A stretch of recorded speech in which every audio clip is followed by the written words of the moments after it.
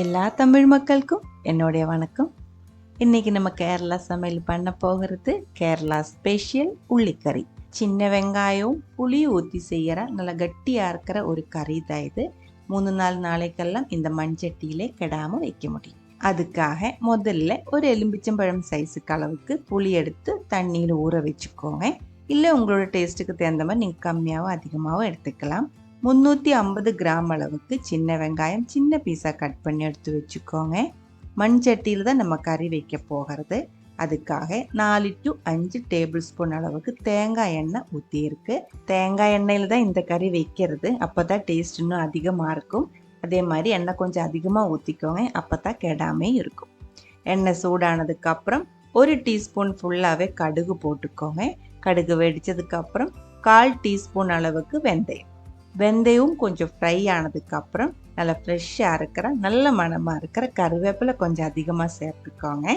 கருவேப்பிலை ஃப்ரை ஆகி அதோட கலர் மாறுறதுக்கு முன்னாடியே நம்ம கட் பண்ணி எடுத்து வச்சு சின்ன வெங்காயம் இதுக்குள்ளே போட்டுக்கோங்க. கொஞ்சம் உப்பும் சேர்த்து நல்லா வதக்கிக்கோங்க. உப்பு சேர்த்து வெங்காயம் வதக்கும் போது நல்லா சாஃப்டாகி கிடச்சிடும், சீக்கிரம் சாஃப்டாகி கிடச்சிடும். காரத்துக்கு தகுந்த மாதிரி நீங்கள் பச்சை மிளகாய் சேர்த்துக்கோங்க. ரொம்ப அதிகமாக காரமாக இருக்கிற ஒரு கறி கிடையாது இது. கரெக்டாக ஒரு மீடியம் காரமாக இருக்கிற கறி தான். அதுக்கு தகுந்த மாதிரி பச்சை மிளகாய் சேர்த்துக்கோங்க. மீடியம் லோ ஃப்ளேமில் நல்லா வதக்கிக்கோங்க. வதக்கி மூடி வச்சு கொஞ்ச நேரத்துக்கு அப்புறம் மறுபடியும் மூடி திறந்து மறுபடியும் வதக்கி அந்த மாதிரி ஒரு 2-3 டைம் செய்யும்போது இது நல்ல ஒரு கோல்டன் கலராக மாறிடும். தேங்காய் எண்ணெயில் சின்ன வெங்காயம் வதக்கும் போது மனம் ரொம்ப வித்தியாசமாக இருக்கும். அதோட டேஸ்ட்டும் நல்ல வித்தியாசமாக இருக்கும். அதனால முடிஞ்சால் தேங்காய் எண்ணெயிலே செஞ்சுக்கோங்க. இதே மாதிரி 2-3 டைம் நம்ம வதக்கும் போது சின்ன வெங்காயத்தில் இருக்கிற தண்ணி ஃபுல்லாக வற்றி அந்த மண்சட்டிக்கு கீழே ஒட்டி இருக்கிற சின்ன வெங்காயம் இருக்கு இல்லைங்களா, அது எண்ணெயில் ஃப்ரை ஆகி அது மட்டும் ஒரு 4-5 பீஸ் கொஞ்சம் ப்ரௌன் கலராக மாறிடும். அந்த ஒரு ஸ்டேஜுக்கு வரும்போது இது கரெக்டாக ரெடியாக இருக்கும். பாருங்கள், இது ஆல்மோஸ்ட் ரெடியாக இருக்குது.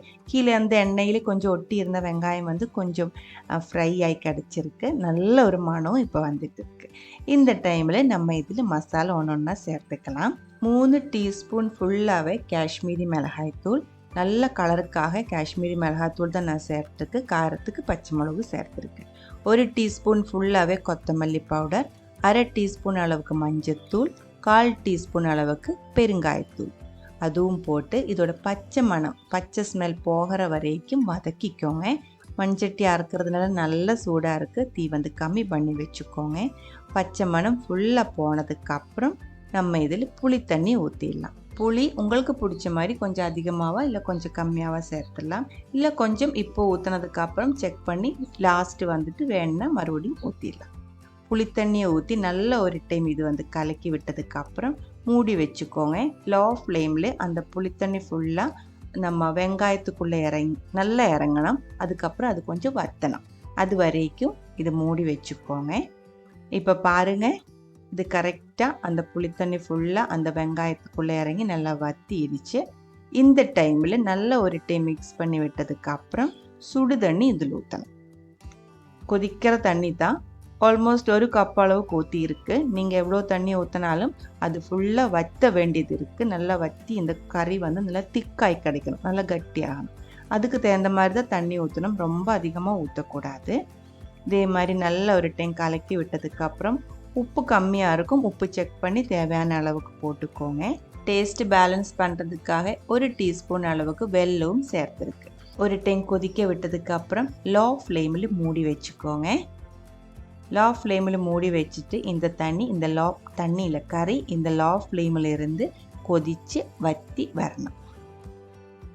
இதை நீங்கள் இடையில ஓப்பன் பண்ணி மிக்ஸ் பண்ணி பாருங்கள்.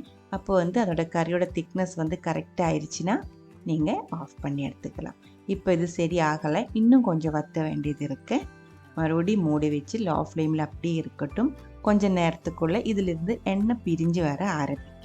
அந்த ஸ்டேஜில் நம்ம கறி ஆஃப் பண்ணிடலாம். பாருங்கள், இப்போ இது கரெக்டாக இருக்குது. ஆஃப் பண்ணி எடுத்து வச்சுக்கோங்க. மண்சட்டியிலே இருக்கிறதுனால கொஞ்சம் நேரம் கொதிச்சுட்டே இருக்கும். இன்னும் இது திக்காயிடும். இன்றைக்கி சாப்பிட்றதோட அடுத்த நாளைக்கு சாப்பிடும்போது இன்னும் டேஸ்ட்டாக இருக்கும்.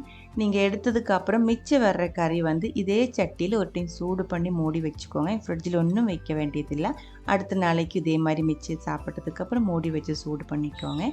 அந்த மாதிரி ஒரு நாள் போக போக இது வந்து நல்ல டார்க் கலரில் திக்காக வந்துடும். பிடிச்சிருந்தா ட்ரை பண்ணி பாருங்கள். அதுக்கப்புறம் உங்களோட கமெண்ட்ஸ் எல்லாம் சொல்லிடுங்க. இந்த சமையல் பிடிக்கிற ஃப்ரெண்ட்ஸுக்கு மறக்காமல் ஷேர் பண்ணி விட்டுக்கோங்க. நீங்கள் இது வரைக்கும் நம்ம சேனலுக்கு கொடுத்துட்ருக்கிற சப்போர்ட்டுக்கு ரொம்ப ரொம்ப நன்றி. உடனே பார்க்கலாம் இன்னொரு ரெசிபியோட. அது வரைக்கும் வணக்கம்.